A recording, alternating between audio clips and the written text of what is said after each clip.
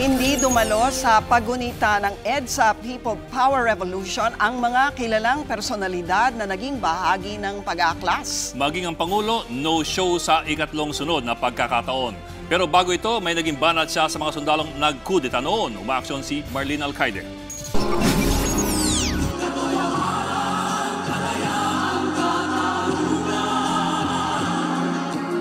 DepEd at ang National Historical Commission ang nanguna sa programa para sa ika-33 anibersaryo ng EDSA People Power Revolution. Pero hindi na nakadalo ngayong taon si dating Pangulong Fidel Ramos na laging present noon sa okasyon. No-show rin sina dating Senator Juan Ponce Enrile at Senator Gringo Honasan na nanguna sa mga nag-aklas na sundalo noong 1986. Maging si Pangulong Duterte hindi nagpakita sa pagdiriwang sa People Power Monument sa ikatlong sunod na taon. Pero para sa ilan, mas importante ang diwa ng okasyon. Hindi ako nalulungkot. Ngunit natutuwa nga ako sapagkat kahit na mahaba na panahon ay naririto pa rin tayo. Ang mahalaga rito ay tumutusok sa damdamin at kultura ng bayan yung revolusyon ng EDSA. Tuloy-tuloy sana itong diwa ng EDSA, no? Dahil ang pinag-uusapan dito, demokrasya. Ganun lang, as simple as that, democracy, that's it. No politics, no colors, no religion, walang dapat yun ang manatili sa puso't diwa ng bawat Pilipino. Sa kanyang mensahe na nawagan si Pangulong Duterte na alalahanin ng taong bayan ang People Power Revolution ang naging daan para manumbalik ang demokrasya at karapatang bumoto ng mga Pilipino. Pero tila iba ang tono ng Pangulo tungkol sa EDSA People Power sa kanyang talumpati sa Cebu kahapon. Sa campaign sortie ng PDP laban sa probinsya, sinabi kasi ni Pangulong Duterte na noong nagkudeta ang militar laban kay dating Pangulong Ferdinand Marcos, nagbigay naman sila ng suporta sa mga magnanakaw.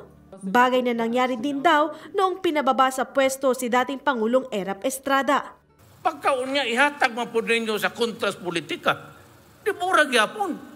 Pareho naman ang tulisan. Nagbali-bali mo lang nagpartido. Nagusala po na ninyo. Pila ka bisay kibuhat ninyo na kay Marcos, kay Estrada. Kung tato kay tama na.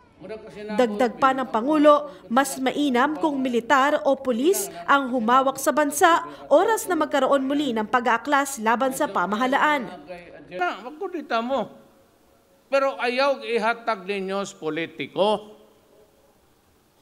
Pangita mo na po kabuk bright, military man, policeman o kanang mga executives diya.